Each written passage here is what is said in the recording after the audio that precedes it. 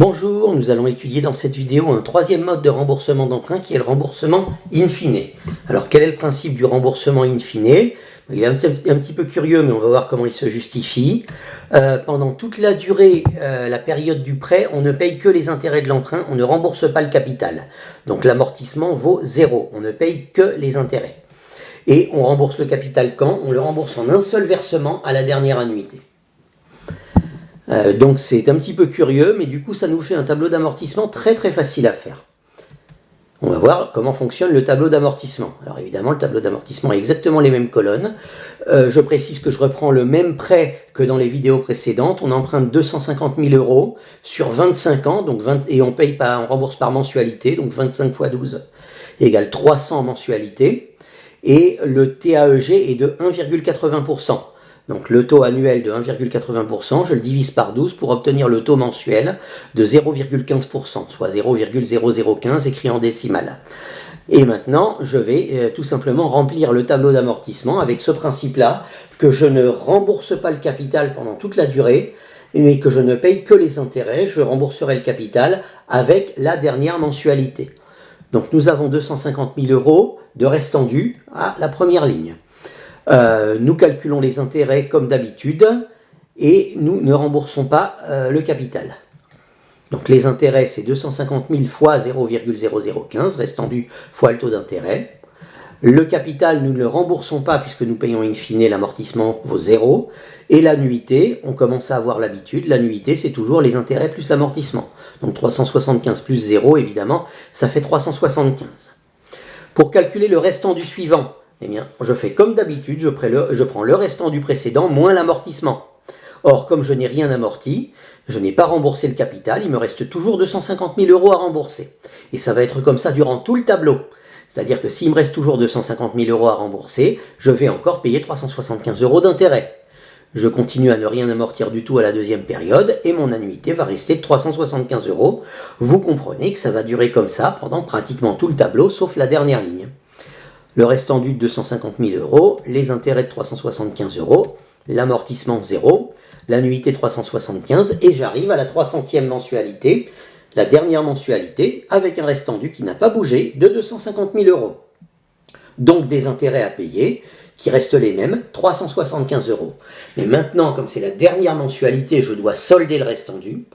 J'ai dit que je remboursais d'un coup la dernière mensualité, donc l'amortissement, cette fois, je vais devoir à la dernière mensualité, amortir les 250 000 €.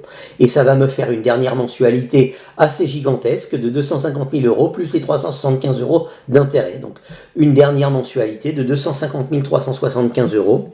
Et c'est ainsi que je vais rembourser et solder mon prêt en mettant tout le capital, en remboursant tout le capital d'un coup à la dernière annuité. Donc maintenant, on va modéliser cela au tableur. Ça va être une modélisation un petit peu facile, un petit peu plus facile que les deux modes de remboursement précédents, vous allez voir. On va mettre nos paramètres.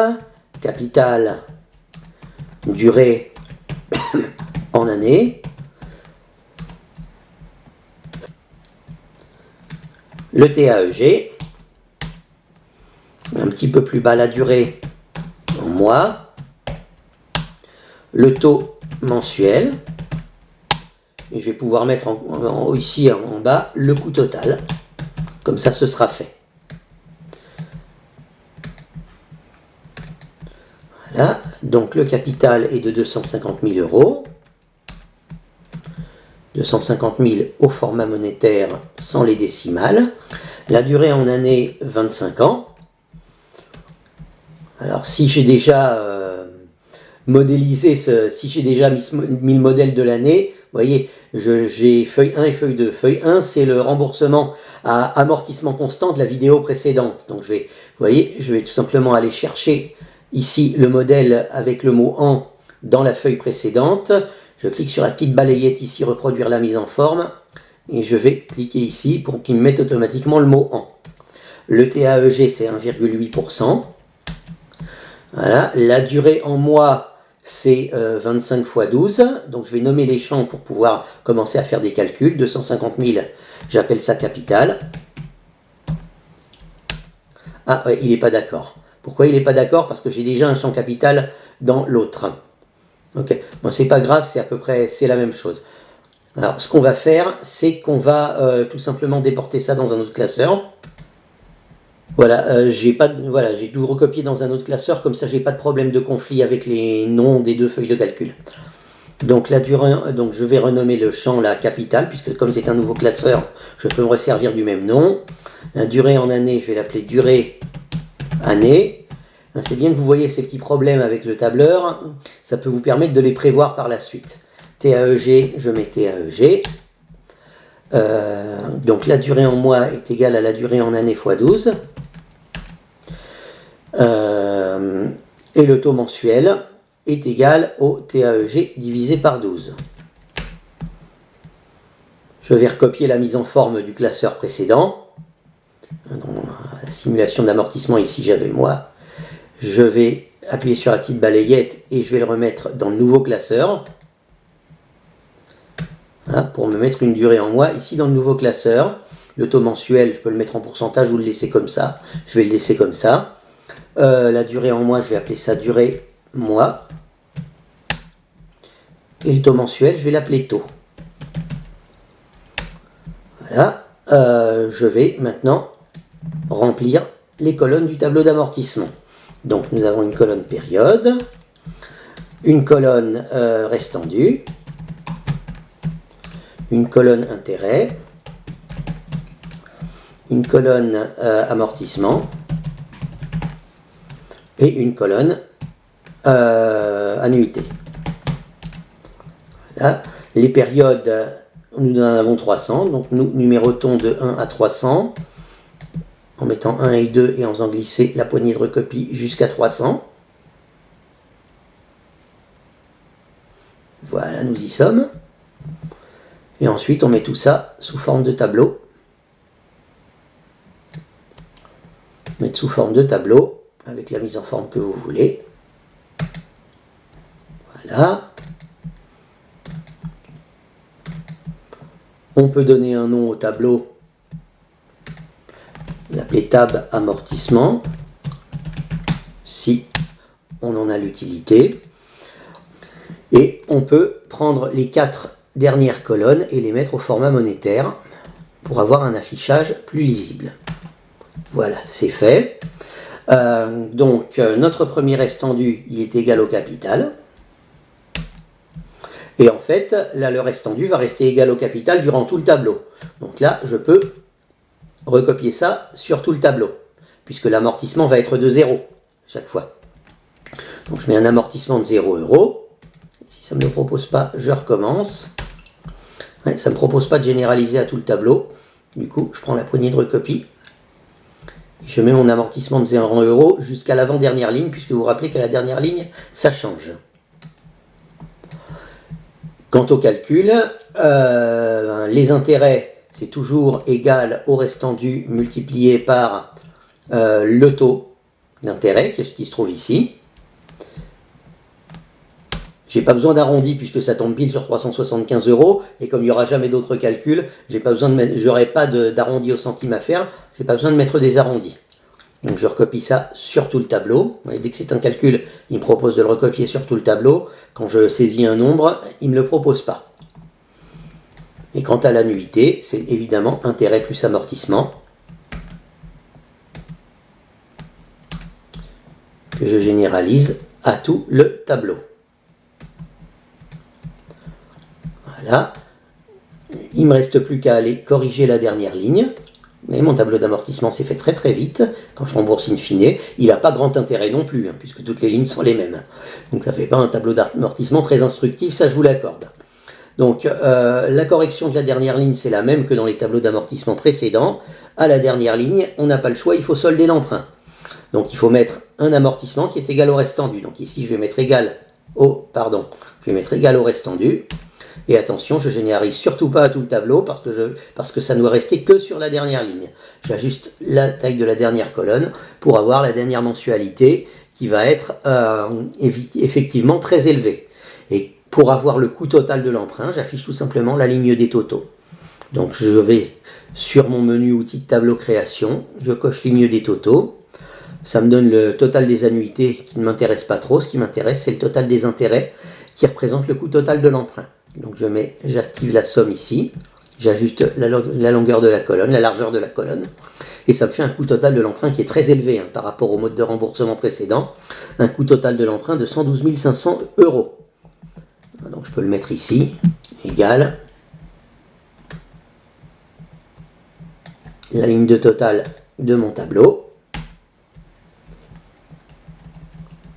Juste à remettre ça au format monétaire pour avoir une feuille de calcul lisible. Et voilà comment on modélise un emprunt in fine, un remboursement in fine au tableur, et comment on calcule le coût de l'emprunt. À la limite, on n'aurait même pas eu besoin du tableau d'amortissement pour ce mode de remboursement. Donc on résume, le coût total du crédit est la somme de la colonne intérêt, et le coût total de ce crédit est de 112 500 €.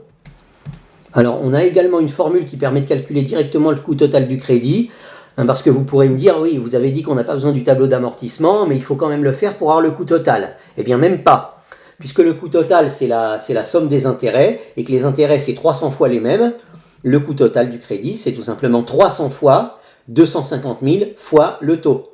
Donc c'est en fait nombre d'annuités fois le capital fois le taux. Donc C fois N fois T vous donne de la même manière le coût total du crédit, 250 000 fois 300 fois 0,0015. Donc là, vous n'avez vraiment pas besoin du taux d'amortissement pour calculer le coût total du crédit. La preuve, je vais le recalculer dans la cellule d'en dessous ici, par la formule, égale capital fois la durée en mois fois le taux d'intérêt. Vous voyez, j'obtiens exactement le même résultat.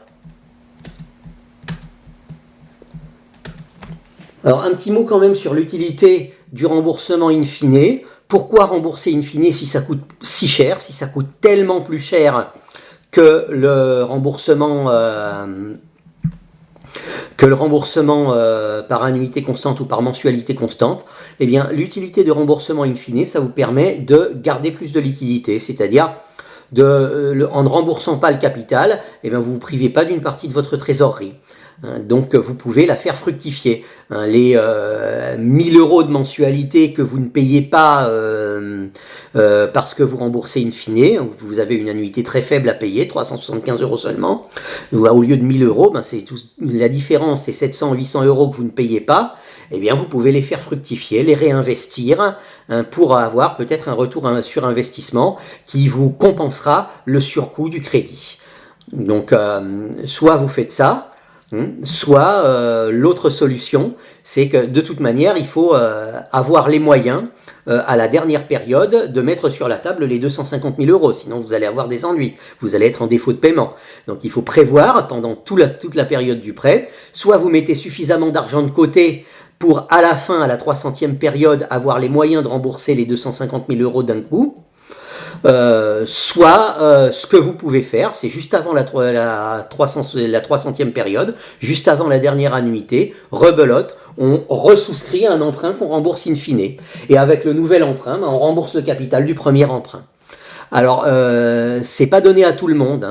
Pour repartir après pour 25 ans, sur un nouvel emprunt in fine qui permet de rembourser le précédent, les banques risquent d'être hésitantes si c'est un particulier. Parce qu'à la longue, à force de faire des emprunts qui durent 25 ans, la banque va peut-être juger que le particulier ne va pas pouvoir vivre suffisamment longtemps pour rembourser son emprunt. Et ça, la banque ne le veut pas.